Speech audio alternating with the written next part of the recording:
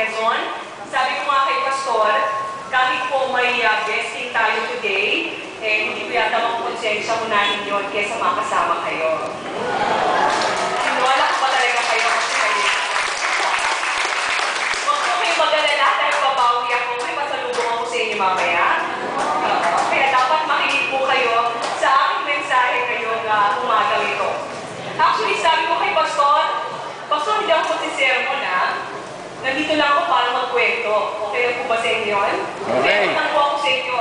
Ikakwento ko lang po sa inyo ang iba't ibang mukha na nakita ko iba't ibang kwento sa loob ng 13 taon ko sa industriyang ito. Siyempre na okay, medyo may ubo. Pero sisikapin ko ikwento ko sa inyo mabuti. Sa loob po ng 13 years ko sa ABS-CBN bilang isang reporter, iba't ibang kwento na nakita ko.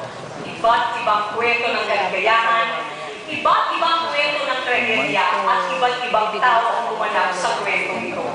Sisimulan ko po ang aking pagkikwento sa inyo sa pananood ng video na ito.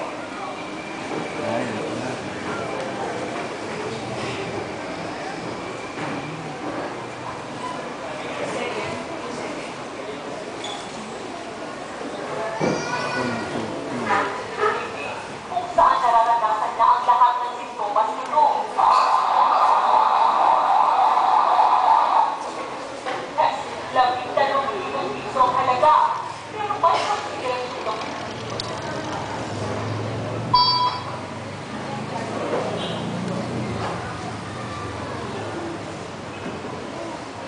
Ganun po talaga sa live show. Minsan may mga technical problems, pero kaya-kaya natin.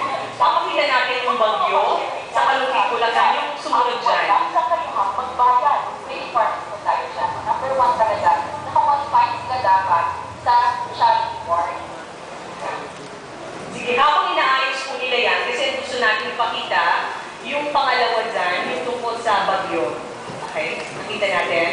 Okay. Habang inaayos po nila yan, maikwento ko sa inyo.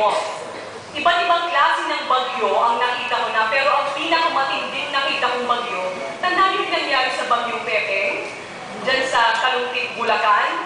Grabe.